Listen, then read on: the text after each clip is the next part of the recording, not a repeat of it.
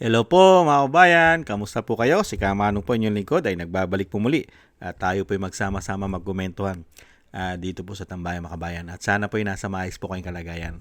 Mag-umpisa na po tayo. Komentuhan po natin ito pong banat, ito pong komento at banat ni Atty. Roque. Nagtatanong po si Atty. Roque dito po kay Mr. Bendalo at tinatawag din pong Mangkanor di umano. Paano daw po siya nagkaroon ng bilyon halaga ng bahay sa eksklusibong community subdivision katulad po ng Green Hills. Nagtatanong po si Atty. Roque. Basahin po natin ang kanya pong statement at ang kanyang pagtatanong. Ito po, mga kababayan. Ayon po kay Atty. Roque, nagtatanong po siya kay Mr. Bendalo, mga bilyonaryo lang ang nakaka-afford ng mga bahay dyan sa Green Hills. Saan kumuha si Erwin ng pera pambili? Diyan. Gayong anchor lang siya na sa radyo noon. Tama po. Di po ba?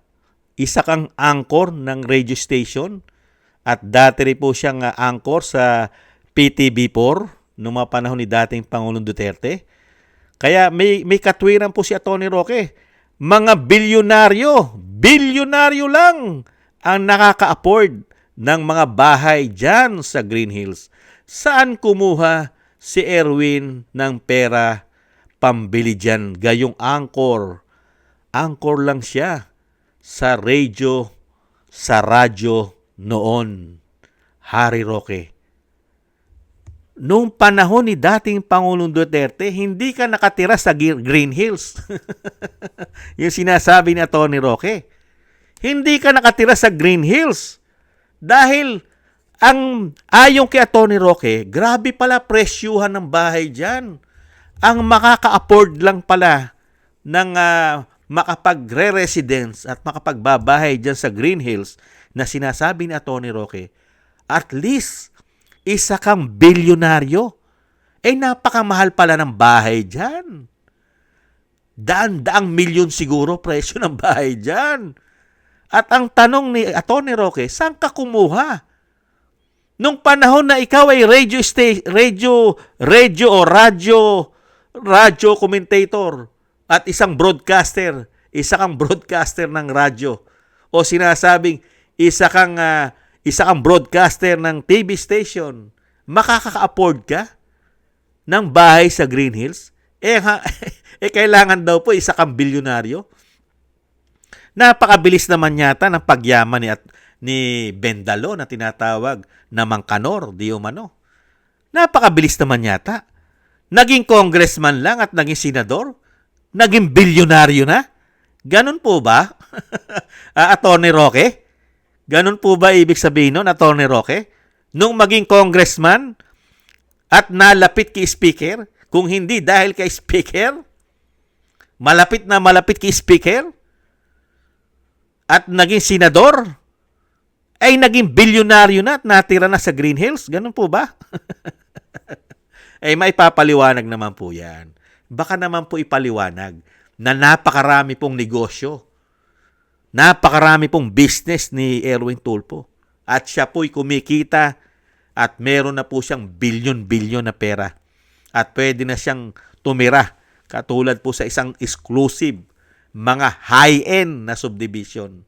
High-end, pang bilyonaryo, pang mayayaman. Dahil si Atty. Roque, naging gabinete ng gobyerno sa panahon ni dating Pangulong Duterte. Pero hindi siya naka-afford, hindi siya nakabili ng bahay sa Green Hills. Pero si Erwin Tulfo, nakatira sa Green Hills. Totoo kaya ito, mga kababayan? Totoo kaya at may katwiran kaya si Atty. Roque sa sinasabi niya na kailangan at least bilyonaryo lang o bilyonaryo lang ang pwedeng maka-afford ng bahay sa Green Hills? At nagtataka siya na si Erwin Tulfo ay may bahay sa Green Hills? Pambira. Sino po ba may mga bahay sa Green Hills? Di ba si Tambaluslos may bahay po sa Green Hills? At may bahay din po yata sa Green Hills. Itong tinatawag na bangag at bonget. Hindi po ba? At karamihan po ng politiko yata may bahay dyan. Hindi po ba? Grabe, no? Kaya pala nagpapakamatay sila maging politiko. Dahil hindi nila kikitain bilang radio commentator o radio broadcaster na magkaroon ng bilyon. Kung ikaw ay media, mahihirapan ka magkaroon ng bilyon kung ikaw ay isang media. Pero, pag naging politiko ka, madali lang pala maging bilyonaryo. Ganun po ba? Yan po mga kababayan ang nakakalungkot. Kung totoo man ang sinasabi ni Tony Roque, ay dapat pong maimbestigahan pala itong salin ni Erwin Tulfo. Real talk. Ito po pala ang dapat silipin. Paano siya naka-afford ng ganito kalaki at halaga na bilyonaryo lang ang pwedeng maka-afford, makabili at tumira sa isang exclusive subdivision katulad ng Green Hills.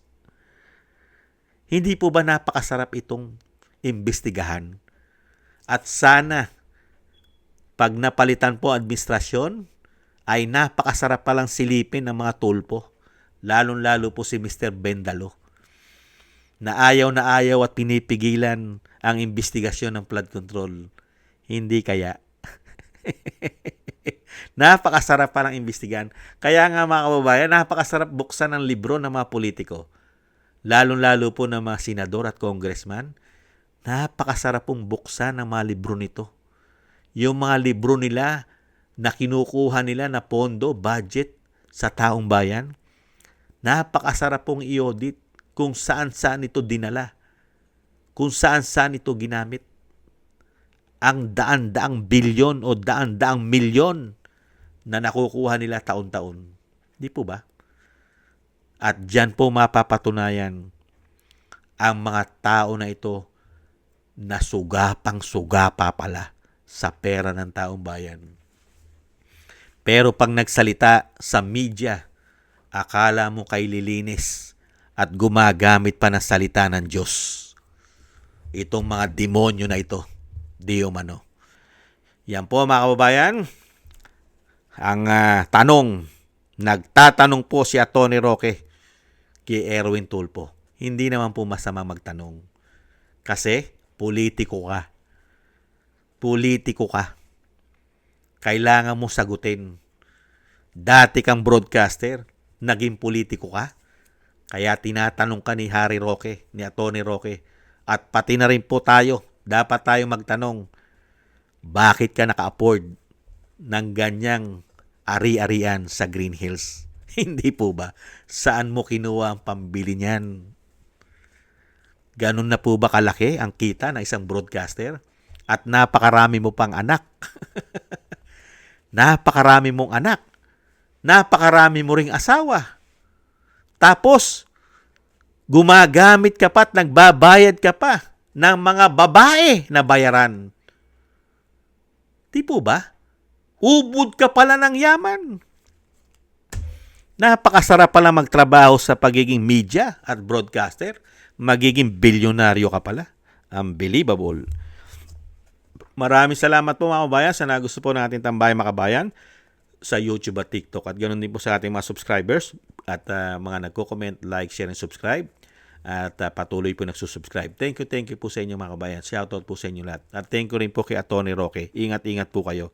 Dahil kayo po hinahabol ng gobyerno na tinatawag na bangag ng kanyang ate. Ingat po kayo.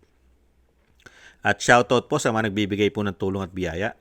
Shoutout po kay Beiji Chiyoko, Kingston from Hong Kong, Eric Hershaw from Canada, Jake Yahoo from California, USA, Gina Ray from Berlin, Germany, Julieta Silona from Sydney, Australia, Baby Roman at Ate Isa from Cagayan Valley, Jem Aris from United Arab Emirates, Jobelin Watanabe from Japan, ako si Pilam, Ani Jo, Chodorico Erguisa Jr., Arpel Villacorta, Wills Babol, Rosalina, Michelle Yamaguchi from Japan, Norma Garcia, Mary Natividad Blinden from Netherlands, Gayat Shena, Tatay Nick from Canada, From Toronto, Canada, Nancy Lumampao, Balance Vision TV, Jesus Valdepena, Rolando Guerrero, Mila Yi, Felipe Shapno from Texas, USA, Rolando Timbol from Alberta, Canada, Ma'am LB Sermani from North Miami, Florida, USA, Melchorita Espinosa from Orlando, Florida, USA, Arthur Straniero from USA, Randy Crispino from Pasig, Mika Legaspi, Tessie Mantilla from Kuwait,